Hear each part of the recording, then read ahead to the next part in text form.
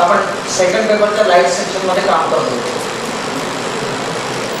आणि light section मध्ये particularly आपण त्या ठिकाणी वेव्ह नेचर बद्दल आपण तिथं बोलत होतो. Light is in the form of wave या गोष्टीशी निगडीत आपण कल्पना मांडत होतो. मग लाईटच्या वेव्ह नेचरशी निगडीत किंवा आधारित आपण त्या ठिकाणी वेगवेगळ्या गोष्टी तिथं आपण पाहिल्या होत्या. मग वेव्ह नेचर आहे तर वेगवेगळ्या थेरीज आपण तिथं सगळ्यात पहिल्यांदा पाहिल्या आणि याच्यामध्ये दोन इम्पॉर्टंट थेरीज होत्या. One was Newton's corpuscular theory आणि दुसरी हायजेन्स वेव्ह थेरी. आणि कंपॅरेटिव्हली तुमची हायजेनची वेव्ह थेरी जी काही होती ही स्ट्रॉंग होती, खूप काही गोष्टी एक्सप्लेन करून सांगू शकत होती. म्हणून आपण त्या ठिकाणी त्या थेरीला मान्यता दिली की हायजेनची वेव्ह थेरी ही रिअल थेरी आहे. त्याच्यानंतरही त्याच्यात बदल झाले तो भाग पुढचा झाला. अजूनही चेंजेस होऊ लागले तो भाग नंतरचा आहे. नंतर त्याच्याकडे आपण पाहिलं होतं की हायजेनच्या वेव्ह थेरीशी निगडीत मग वेव्हचे कन्सेप्ट किंवा लाईटचे कन्सेप्ट काय असते. तर त्याच्यामध्ये सगळ्यात पहिल्यांदा आपण त्या ठिकाणी सुरुवात केली होती वेव्ह फ्रंट आणि वेव्ह नॉर्मल पासून. वेव्ह फ्रंट, वेव्ह नॉर्मल वगैरे अशा काही व्याख्या आपण किंवा डेफिनेशन्स पाहिल्या होत्या आणि त्या डेफिनेशन्सवर आधारित आपण त्या ठिकाणी दोन इम्पॉर्टंट गोष्टी पाहिल्या होत्या. आपण रिफ्लेक्शन ऑफ लाईट आणि another is refraction of light. त्या दोन गोष्टी आपण तिथं पाहिल्या. आणि वेव्ह नेचर किंवा त्या ठिकाणी वेव्ह फ्रंटचा वापर करून आपण त्या ठिकाणी रिफ्लेक्शन ॲज वेल एज रिफ्रॅक्शन त्या दोन्ही गोष्टी प्रूव्ह करण्याचा प्रयत्न केला होता. रिफ्लेक्शन प्रूव्ह करत असताना आपण म्हणलं होतं, काय म्हणलं होतं, angle of incidence is equal to angle of reflection. Incident ray and reflected ray lies on either side of the normal. The incident ray, reflected ray and the normal lies in a same plane. एकाच प्रतलामध्ये आहे. तर तीन गोष्टी आपण तिथं confusion काढलं होतं. ड्युरिंग द रिफ्रॅक्शनच्या प्रोसेसमध्ये आपण उलट सुलट देखील पाहिलं. रिफ्रॅक्शन म्हणजे काय एक्झॅक्ट? एका नेचरच्या मीडियम मधून लाईट दुसऱ्या नेचरच्या मीडियम मध्ये का. मग ज्यावेळेस दोन वेगळे मीडियम तुम्ही एकत्र आणता त्याच्यापैकी कुठला तरी एक मीडियम हा कसा असेल, रेअर असेल, तर कुठला तरी एक मीडियम त्या ठिकाणी कसा असेल, डेन्सर असेल. मग light may travel from rare to denser और it may travel from denser to rare, काही होऊ शकेल. आणि त्या प्रोसेसला त्याला आपण त्या ठिकाणी रिफ्रॅक्शन असं म्हणतो. आणि त्याचा आपण बेसिक फंडामेंटल वापरला होता. whenever light travels from a rare to denser medium it bends. it bend व्हायला चालू होते कुठं, towards the normal कडे bend व्हायला चालू. आणि whenever light travels from denser to rare medium काय व्हायला चालू होते, it bends away from the normal. हा पार्ट आपण त्या ठिकाणी पाहिला होता. आणि मग त्याच्यावर आधारित रिफ्रॅक्शनचे देखील आपण त्या ठिकाणी नियम काढले किंवा त्या ठिकाणी रिफ्रॅक्शन पाहत असताना आपण रेअर मीडियम म्हणून पर्टिक्युलरली एकतर एअर मीडियमला वापरलं किंवा आपण त्या ठिकाणी वापरलं कुणाला तर व्हॅक्यूमला वापरलं. ज्या वेळेस आपण एअर मीडियमला वापरतो रेअर मीडियम म्हणून त्यावेळेस त्या डेन्सर मीडियमची जी काही कॅरेक्टरिस्टिक्स आहेत बेंड करण्याची त्याला we call it as refractive index. आणि त्या रिफ्रॅक्टिव्ह इंडेक्स बद्दल आपण पहिलं वाक्य तिथं म्हणतो, refractive index of a denser medium is nothing but what, sin I upon sin R. हा पण पहिला नियम तिथं तयार करतो. आणि त्याच्यानंतर मग आपण त्याच्याकडे वेगवेगळ्या गोष्टी प्रूव्ह करायला लागतो. C air divided by C medium किंवा lambda air divided by lambda medium असे वेगवेगळे फॉर्म्युलेज आपण त्याच्याकडे रिफ्रॅक्टिव्ह इंडेक्सचे काय करायला चालू केले, तयार करायला चालू. तिथं आपण म्हणलं जर एअर मीडियम मधला एअरला जर आपण त्या ठिकाणी व्हॅक्यूमनं जर रिप्लेस जर केलं तर त्या मीडियमचा, त्या डेन्सर मीडियमचा जो काही रिफ्रॅक्टिव्ह इंडेक्स असतो त्याला we call it absolute refractive index. Absolute refractive index केव्हा असेल एखाद्या मीडियमचा? when the rare medium is refractive. हा इथपर्यंतचा पार्ट पाहिला. आणि मग त्याच्यानंतर हे वेव्ह नेचर मधून त्या वेव्हच्या ऍप्लिकेशन्स मध्ये आपण पहिल्यांदा एंट्री मारली and that was interference of light. कुठलंही वेव्ह नेचर असो, whether it is a sound, light or any type of wave nature, it always obeys one law. किंवा एक थेरम नेहमीच ओबे करतात, that is superposition theorem. तर wave हा शब्द ज्यावेळेस आपण फर्स्ट पेपर मध्ये वापरला तर वेव्हची आपण तिथे व्याख्या सांगितली, an oscillatory disturbance produced in a medium. आणि त्या ठिकाणी वेव्ह मोशनची आपण व्याख्या सांगितली, an oscillatory disturbance traveling through the medium without a change of its form. स्वतःचं रूप न बदलता ट्रॅव्हल करण्याची प्रक्रिया, तर त्याला आपण त्या ठिकाणी वेव्ह मोशन असं म्हणतो. आणि त्या कॅरेक्टरिस्टिक्स मध्ये आपण तिथं लिहितो की ज्या ज्या वेळेस एखादी वेव्ह मीडियम मधून जात असते, मीडियमचे पार्टिकल अलॉंग द वेव्ह स्वतःची जागा सोडत नाही, but they vibrates or oscillates above their medium. आणि हे जे व्हायब्रेशन आहे हे तुमच्या वेव्हचा बेसिक कॉज आहे. म्हणून तिथं आपण पाहिलं होतं सिंपल हार्मोनिक प्रोग्रेसिव्ह वेव्ह, त्याचे इक्वेशन्स पाहिले, त्यानंतर मग स्टेशनरी वेव्ह वगैरे वगैरे आपण तिथे करत राहिलो. इथं तीच प्रक्रिया परत चालू होते.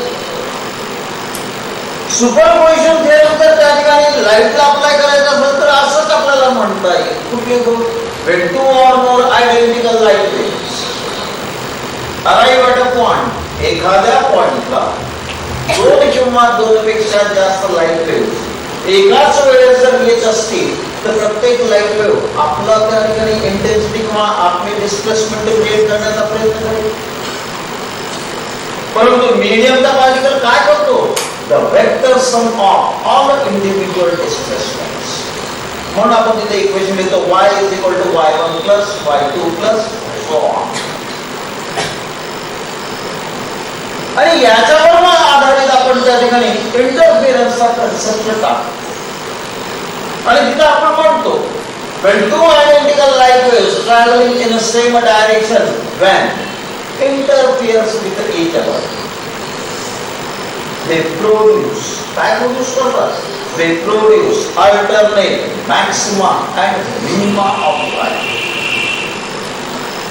मॅक्सिमाला आपण जनरली ब्राइट बँड म्हणलेलं, मिनिमाला आपण त्या ठिकाणी डार्क बँड असं म्हणतो. आणि असं जे काही डार्क बँड तयार होणं, डार्क आणि ब्राइट बँड तयार होणं आहे त्या पॅटर्नला we call it interference pattern असं म्हणतो. मग एखाद्या ठिकाणी ब्राइट बँड का तयार होत असं, तर एखाद्या ठिकाणी डार्क बँड का तयार होत असं. समजा जर तुम्हाला कोणी विचारलं साधा प्रश्न, इंटरफिअरन्स पॅटर्न मध्ये एनर्जीची काय परिस्थिती आहे? जिथं डार्क आहे म्हणजे तिथं तर एनर्जी नाहीच आहे. समजा जर मी एक सोर्स ठेवला असता, दुसरा बंद केला असता आणि त्याची लाईट टाकली असते, मस्त प्रकाश दिसला असता. हा सोर्स बंद केला असता आणि हा टाकला असता, मस्त प्रकाश दिसला असता. पण आता दोन्ही सोर्स ऍट अ टाइम जर मी त्याच्यावर टाकत असेल तर त्या ठिकाणी पट्टे दिसायला चालू, ब्राईट आणि डार्क. दोघंही आहेत, तर दोघांची लाईटची एनर्जी, त्या एनर्जीची अवस्था काय? तर एनर्जी बद्दल आपला बेसिक फंडामेंटल आहे कुठला? Energy can never be created not destroy करता येईल तुम्हाला तिथं नाही. म्हणजे त्या इंटरफेरन्स पॅटर्न मध्ये एनर्जी गायब होत नाही किंवा वाढत नाही. Energy is a concert but it is redistributed. म्हणजे जेवढी एनर्जी तुमच्या डार्क बँड मध्ये कमी होते ती अपीअर होते कुठे होते? ब्राइट बँड्स मध्ये होते. म्हणजे bright bands are more bright and dark bands are less. मग आता जर आपण याचा विचार केला की हे तयार होतो, मग त्याच्यानंतर आपण म्हणलं की हे केव्हा तयार होईल, असा इंटरफेरन्स पॅटर्न केव्हा असेल, इंटरफेरन्स पॅटर्न असावा कसा, it must be what clear and steady in a nature. Steady पाहिजे, स्थिर पाहिजे, क्लिअर, परफेक्टली माहिती पाहिजे, इथं संपला इथं दुसरा चालला, इथं संपला इथं दुसरा चालला, अशा पद्धतीने तो इंटरफेरन्स पॅटर्न आपल्याला दिसला पाहिजे. मग अशा पद्धतीने तो इंटरफेरन्स पॅटर्न दिसण्यासाठी what are the different conditions, मग आपण त्या ठिकाणी एक लिस्ट तयार केली. पहिली condition, the two sources must be coherent in nature. The sources are said to be coherent. Sources ना कोहेरंट म्हणतो तेव्हा when they emit light wave with zero or constant phase difference. अगदी तर खाली आपण काही मजा देऊन ठेवली. ज्या वेळेस झिरो फेज डिफरन्स असेल त्यावेळेस तुमच्या स्क्रीनवर सेंटरला कंपल्सरी ब्राईट बँडचा एक्झिस्टन्स असेल. परंतु जर हे दोन सोर्सेस कोहेरंट आहे, मात्र दोघांमधला जो काही फेज डिफरन्स आहे तो 180 डिग्रीचा आहे, म्हणजे तुम्हाला स्क्रीनवर मिळाला इंटरफेरन्स पॅटर्न, त्याचा प्रॉब्लेम नाहीये. मात्र कसा कळेल, सेंटरला ब्राईट बँडच्या ठिकाणी सेंटरला डार्क बँड तयार आणि तो इंटरफेरन्स पॅटर्न जसाला तसा असेल. फक्त काय कळेल, पूर्वीची कंडिशन आणि आताची कंडिशन एकमेकाला इंटरचेंज करायला चालू, म्हणजे ब्राईट बँडची कंडिशन डार्कला जाईल आणि डार्कची कंडिशन ब्राईट. आता ब्राईट तयार होणार कधी होणार, आपण थोडस इमॅजिनेशन केलं होतं. दोन वेळ निघाले, एक इकडून गेले एक इकडून गेले असे म्हणले, आणि दोन्ही वेळची क्रेस्ट एकदा चालेल, म्हणजे काय या दोन्ही वेळनी त्या पार्टिकलला वर डायरेक्शन देईल, म्हणून रिसल्टंट डिस्प्लेसमेंट इज मॅक्सिमम, म्हणून तिथे काय असेल, ब्राईट बँड असेल. समजा या इकडच्या बाजूचा क्रेस्ट आणि इकडचा ट्रफ जर आला असेल तर काय घडलं असतं, डार्क बँड आला असतं. म्हणजे हे जे आपलं इमॅजिनेशन आहे ते इमॅजिनेशन आपण इम्प्लिमेंट केलं. दोघांचे क्रेस्ट याचे दोन्ही पहिला म्हणलं तर पार्ट डिफरन्स 0 किंवा त्याच्यानंतर परत पार्ट डिफरन्स किती आहे, लॅम्बडा, परत किती 2 लॅम्बडा 3 लॅम्बडा 4 लॅम्बडा, म्हणजे पाथ डिफरन्स ज्या वेळेस n लॅम्बडा इतका असतो त्या वेळेस एक्झिस्टन्स ऑफ ब्राईट बँड. आता पुढची n is equal to याकडे काय असेल, 0.23. n is equal to 0 केव्हा, when it is a central bright band. n is equal to 1 म्हणजे कोण, पहिला ब्राईट बँड. 5 म्हणजे कोण, पाचवा ब्राईट बँड. म्हणजे n चा जो नंबर आहे तो त्या नंबरचा ब्राईट बँड सांगतो. तर पाथ डिफरन्स n लॅम्बडा असेल तर n म्हणजे कोण, तर n नंबरचा ब्राईट बँड. सिमिलर समजा एकाचा क्रेस्ट दुसऱ्याचा ट्रफ जर आला तर त्या ठिकाणी काय तयार होणार होतं, डार्क बँड. एकाचा क्रेस्ट आणि दुसऱ्याचा ट्रफ येण्यासाठी कमीत कमी अर्धी वेव्ह सरकायला पाहिजे. अर्धी वेव्ह म्हणजे किती, लॅम्बडा पाहिजे. अर्धी वेव्ह म्हणजे किती, लॅम्बडा पाहिजे, म्हणजे लॅम्बडा बाय 2, 3 लॅम्बडा बाय 2, म्हणजे इकडलं सोडून परत पुढचं येतं. त्याच्यानंतर 5 लॅम्बडा बाय 2, 7 लॅम्बडा बाय 2, म्हणजे याचा अर्थ आपण नियम सांगितला तिथं कुठला, odd number multiplied by lambda by 2, ही आपण त्या ठिकाणी कंडिशन सांगतो. आणि ही कंडिशन कोणासाठी सांगतो, डार्क बँड साठी सांगतो. आणि तुम्हाला एक वाक्य तिथं देऊन दिलं होतं, आपण काय म्हणून दिलं होतं, ज्या ठिकाणी लॅम्बडा असेल त्या लॅम्बडाला रिप्लेस करा, कशाने करा, 2π ने करा. 2π ने केल्यानंतर कशाचं इक्वेशन तयार होईल, फेज डिफरन्स. म्हणजे कंडिशन फॉर ब्राईट बँड काय असेल, n मल्टिप्लाइड बाय 2π. कंडिशन काय असेल डार्क बँडची, ऑड नंबर मल्टिप्लाइड बाय π. कारण 2π बाय 2 कटलं म्हणून पाय राहिले फक्त. मग आपण या पद्धतीने याच्या कंडिशन्स मांडल्या. कंडिशन मांडल्यानंतर त्या ठिकाणी आपण पाथ डिफरन्सचं इक्वेशन काढलं आणि पाथ डिफरन्सच्या इक्वेशन मध्ये आपण तिथं तो इक्वेशन तयार केलं, small x into small d divided by capital. काय होतं, हे सोर्सेस होते दोन, S1 S2, या दोन्ही मधलं अंतर होतं स्मॉल डी. इथे समोरच्या बाजूला स्क्रीन ठेवली होती, याचा हा परपेंडिक्युलर बायसेक्टर होता, हा O पॉइंट होता सेंटरचा. ज्या ठिकाणी कोण होता तर या ठिकाणी सेंट्रल ब्राइट बँड होता. या दोन सोर्सेसचं अंतर स्क्रीन पासून तर किती आहे, कॅपिटल D एवढं अंतर आहे. आणि एखादा पॉइंट जर मी या ठिकाणी जर x घेतला किंवा p जर घेतला, जो त्या ठिकाणी x अंतरावर आहे, कुठून, सेंट्रल ब्राइट बँड. तर या p पॉइंटला असणारा पाथ डिफरन्स किती असेल, small x into small d divided by capital D एवढा. मग path difference is equal to n lambda, म्हणून small x into small d divided by capital D is equal to n lambda. ही condition कुणाची झाली, bright बँडची झाली. तर is equal to odd number multiplied by lambda by 2 ही condition कोणाची झाली, डार्क बँडची झाली. म्हणजे याचा अर्थ x इज इक्वल टू या ठिकाणी म्हणलं n lambda capital D divided by small d. तर डाव्या बाजूला मी या ठिकाणी ऑड नंबर लिहिता येतो, मला दोन पद्धतीने लिहिता येतो. One is a 2n minus 1 and another is a 2n plus 1. Part number दोन पद्धतीने लिहिता येतो आपल्याला. ज्या वेळेस तुम्ही 2n प्लस लिहिता तर n is equal to 0 1 2 3 and so on असं असतं. परंतु ज्या वेळेस तुम्ही 2n minus 1 लिहिता n is equal to 1 2 3 dot dot असं असतं. सेंट्रल ब्राइट बँडच्या बाजूला कोण आहे, डार्क, म्हणून त्याचं नाव काय, पहिला डार्क. म्हणजे 0 नंबरचा डार्क असू शकेल का, नाही. म्हणून मला हा 0 नको आहे, म्हणून मला हे नको आहे. म्हणून ऑड नंबर आपण त्या ठिकाणी रिप्रेझेंट करतो, कशाने करतो, 2n minus 1. यांची किंमत 1 पहिला डार्क बँड, 2 दुसरा डार्क बँड, 3 तिसरा डार्क बँड आणि सो ऑन. सिमिलर हे x आहे, n नंबरच्या ब्राइट बँडचं अंतर आहे. हे कोण आहे, n नंबरच्या ब्राइट बँडचं अंतर आहे, कुठून, सेंट्रल ब्राइट बँड. सिमिलरली हे जर ब्राइट बँडचं असेल तर x ऑफ n डार्क बँडचं अंतर काय असेल, it is nothing but 2n minus 1 into lambda into capital D divided by 2 into. मग जर मी म्हणलं x5 पाचव्या ब्राइट बँडचं अंतर सेंटर ब्राइट बँड पासून किती असेल, 5 lambda capital D by small.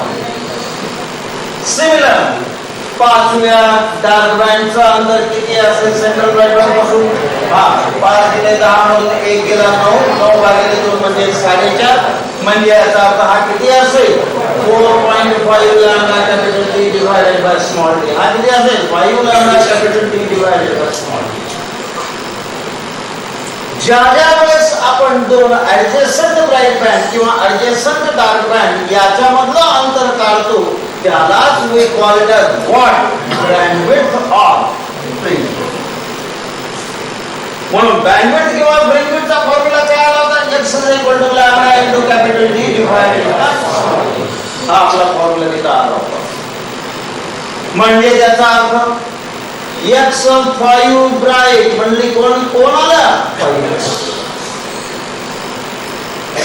x10 dark म्हणल्यावर कोण येईल, 9.5x.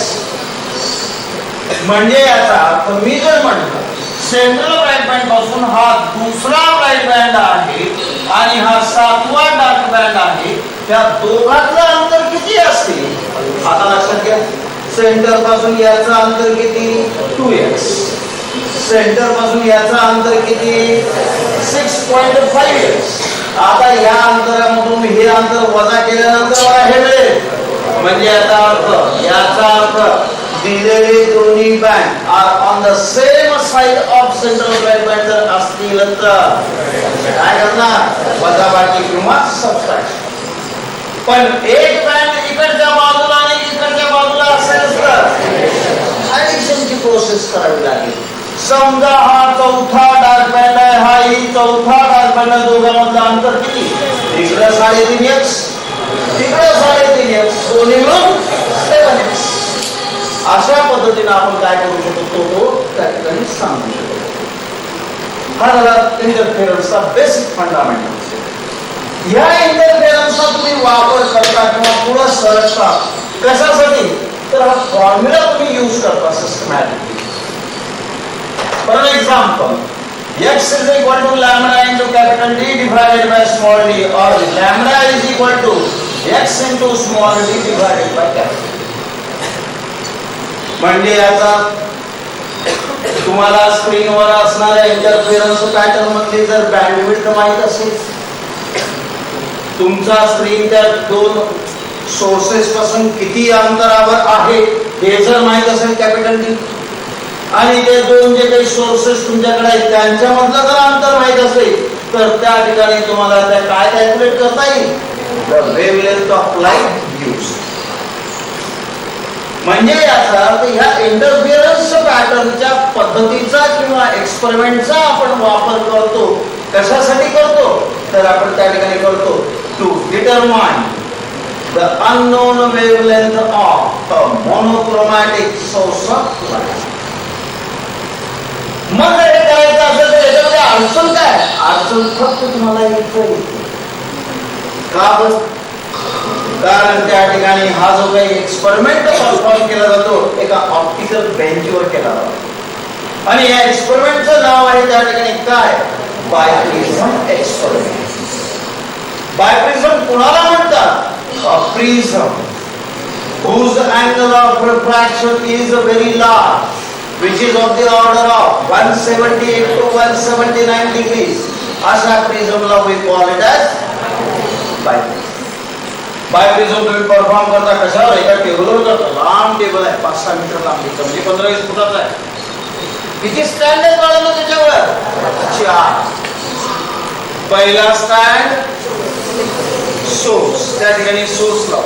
दुसरा स्टँड बायप्रिझमचा होल्डर. बायप्रिझम कसा बसतो, the base of the biprism facing away from the slate, म्हणजे एज त्या ठिकाणी कुणाकडे आहे, सोर्स. आणि खासियत काय त्याची, it can rotate about a horizontal axis. तिसरा स्टँड कुणाचा आहे, कॉन्व्हेक्स लेन्स. वापरता का सुरुवातीला नाही, त्याला कसं करता, रिकामा ठेवतो. चौथा स्टँड कोण आहे, मायक्रोमीटर आयपीस. मायक्रोमीटर आयपीस मध्ये काय, दोन व्हर्टिकल क्रॉस वायर आहे, आणि which can move in a horizontal plane, आणि त्याची मूवमेंट तुम्हाला काय करता येते, मेजर करता येते. हा कसा करणार एक्सपेरिमेंट, सोर्सला लाईट करणार by using monochromatic source of light. एकाला त्या दुर्बिणीतून बघायचं, दुसऱ्याला फिरवत राहायचं.